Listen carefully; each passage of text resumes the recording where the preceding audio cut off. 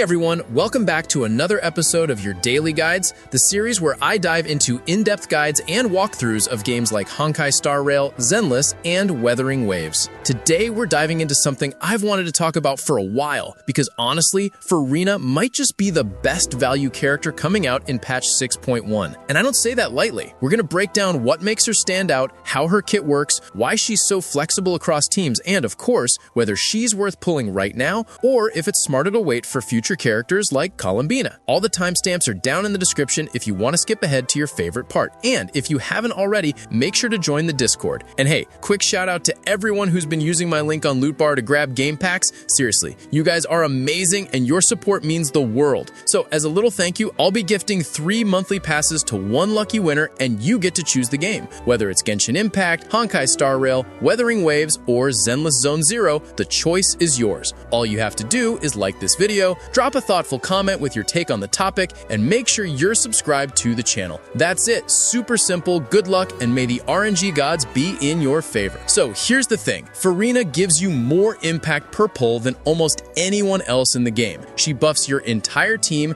deals consistent off-field damage, and fits into so many different comps that it's almost hard to find one where she doesn't shine. She's not just strong, she's efficient, and that efficiency is what makes her one of the most valuable units Genshin has ever released. Furina's a 5-star Hydro Sword user from Fontaine, and her kit is honestly a masterpiece of design. Her skill summons these little Hydro creatures that attack on their own, applying Hydro constantly, while her burst gives a massive team-wide buff that scales with HP changes. That means the more your team heals or takes a bit of damage, the stronger the buff becomes. In plain terms, she boosts everyone's damage without needing to be on the field herself, which is rare. Most characters focus on one role. They either support or deal damage, but Furina manages to do both while keeping up strong elemental application in the background. It's like getting 3 characters worth of utility rolled into one slot. And when we talk about value, we're not just talking raw power, we're talking about how much you actually get for your Primogems.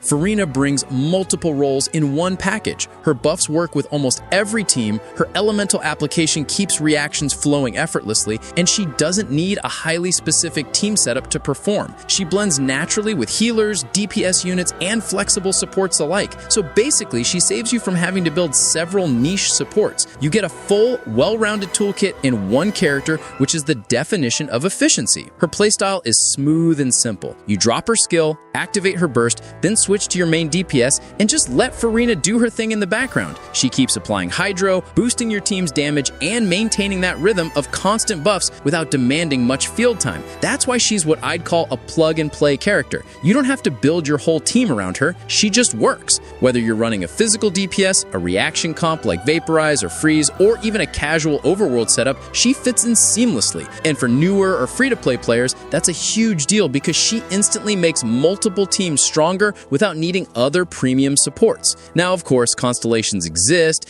and yes, Furina does scale nicely with them, but the beautiful thing is she doesn't need them. Even at C0, she's already amazing. Every extra constellation just makes her smoother and stronger, but never mandatory. That makes her one of the most cost-efficient 5-stars you could invest in. But she's not without flaws. Her buffs depend on HP changes, so you'll definitely want a reliable healer on your team. Otherwise, your squad might dip a little too low during fights. And while she's an incredible support and buffer, she's not meant to be a main DPS. If you already have heavy-hitting supports like Bennett, Kazuha, or Yelan, her role might overlap slightly, though for most rosters, she fills multiple gaps and adds flexibility where it matters most. If you want to go for constellations, then her E2 is a good stopping point. Her second constellation gives a huge boost to her team buff potential because it enhances the effects of her burst dramatically. In simple terms, Furina's C2 increases the rate at which your team gains fanfare stacks, and those stacks are what fuel her massive damage buffs. What that means is your team ramps up faster, hits harder, and stays more consistent across longer fights. You'll notice the difference immediately. Reactions feel snappier, rotation smoother,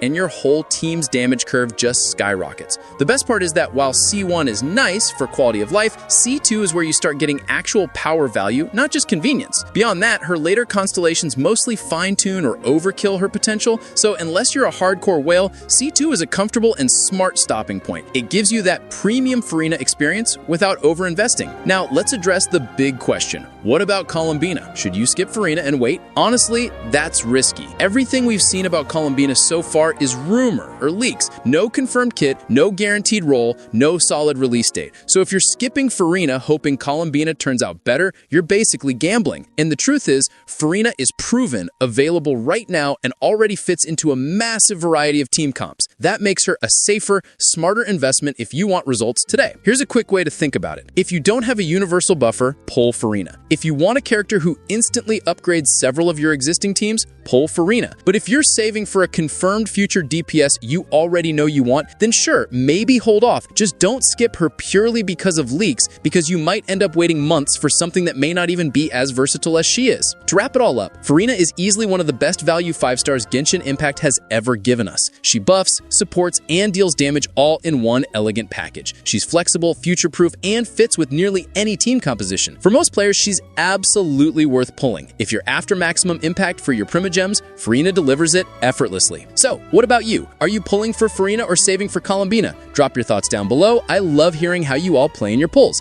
And if this breakdown helped you decide, don't forget to like the video, subscribe to the channel, and hit that bell for more deep dives and character guides just like this one. Thanks for watching, and I'll see you next time, travelers.